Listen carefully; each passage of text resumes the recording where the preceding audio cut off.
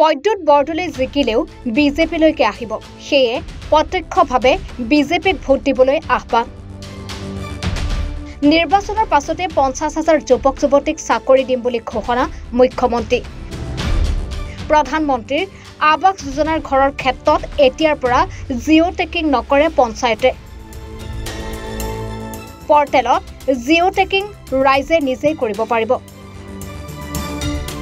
পদ্যুৎ বৰদলৈক সালানী আখ্যাৰে মুখ্যমন্ত্ৰীৰ মন্তব্য পদ্যুৎ বৰদলৈ সাহাবী মানুহ চৰৰ মানুহক পদ্যুৎ বৰদলৈ মাটি দিব নোৱাৰে গড়া খহনীয়াত ভূমিহীন হোৱা চৰৰ মানুহক মাটি দিয়াৰ প্ৰতিশ্ৰুতি মুখ্যমন্ত্ৰীৰ জুৰিয়াৰ খুটিৰ পাৰত কোল্ড ষ্টৰেজ আৰু এখন ষ্টেডিয়াম বনোৱা হ'ব বুলি ঘোষণা কৰাৰ লগতে ৰাস্তা ঘাট উন্নয়নৰ প্ৰতিশ্ৰুতি মুখ্যমন্ত্ৰীৰ গড়া খহনীয়াত ভূমিহীন হোৱা চৰৰ মানুহক মাটি দিয়াৰ প্ৰতিশ্ৰুতি দিছে মুখ্যমন্ত্ৰীয়ে বিধানসভা সমষ্টি আৰু জুৰিয়াত বিজেপি দলৰ সভা হল ৰাইজৰ যি উৎসাহ আৰু উদ্দীপনা তাৰ পৰা আমি ক'ব পাৰো যে বিজেপি দল আৰু সুৰেশ বৰা বিপুল ভোটত বিজয়ী হ'ব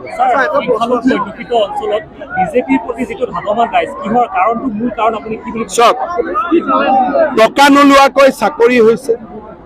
দেশত দালালি কমিছে দুখীয়া মানুহে অৰুণোদয় পাইছে পাব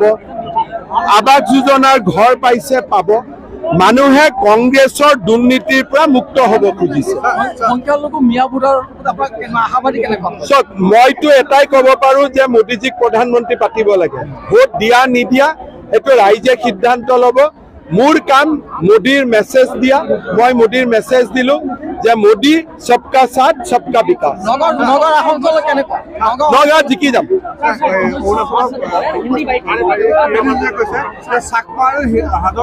কিৰেণ ৰিজিজুৱে কি কৈছে মই নাজানো ভাৰত চৰকাৰে আমাৰ লগত এইবিলাক কথাও নাই কিৰণ ৰিজিজুৱে কিবা অৰুণাচলৰ পলিটিক্সৰ কাৰণে কৈছে আমাৰ লগত এইবিলাক কথা হোৱাও নাই আৰু আমি গতিকে এইবিলাক যিবিলাক কথা কৈছে সেইটো কথা চাকমা হাজং কোনো মানুহে মোক আজিলৈকে লগো কৰা নাই ভাৰত চৰকাৰে একো কথা পতা নাই কিৰণ ৰিজিজুৱে কি কৈছে মই ইলেকশ্যনৰ পিছত তেওঁৰ লগত পাতি ল'ম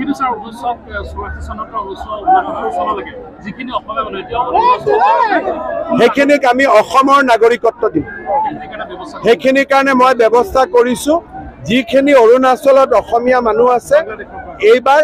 বাংলাদেশৰ পৰা অসমীয়া দাস কলিতা গগৈ কোচ কছাৰী মৰাণ মটক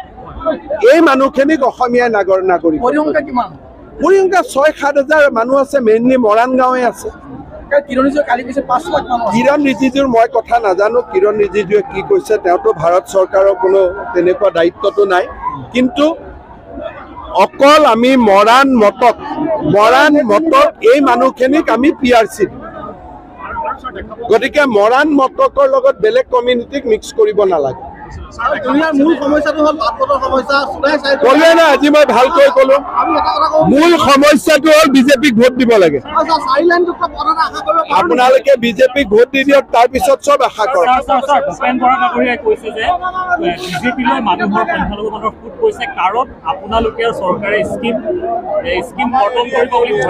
আচ্ছা ঘৰতে হওক ভাল পোৱাৰ হওক তেওঁতো মানি ল'লে যে আমাৰ ফালে মানুহ আহিছে বুলি সেইটোৱে যথেষ্ট কিন্তু মানুহ দেখিলে ভয় যেন লাগে নেকি চবেই আকৌ এবাৰ মোদী চৰকাৰ নাচি আছে কাৰোবাক ভয় যেন লাগে নেকি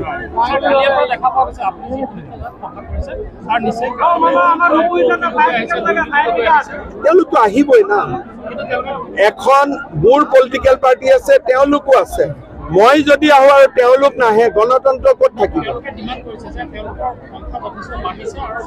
ভাল কথা না বাঢ়িলে তেওঁলোক জিকিলে হ'ল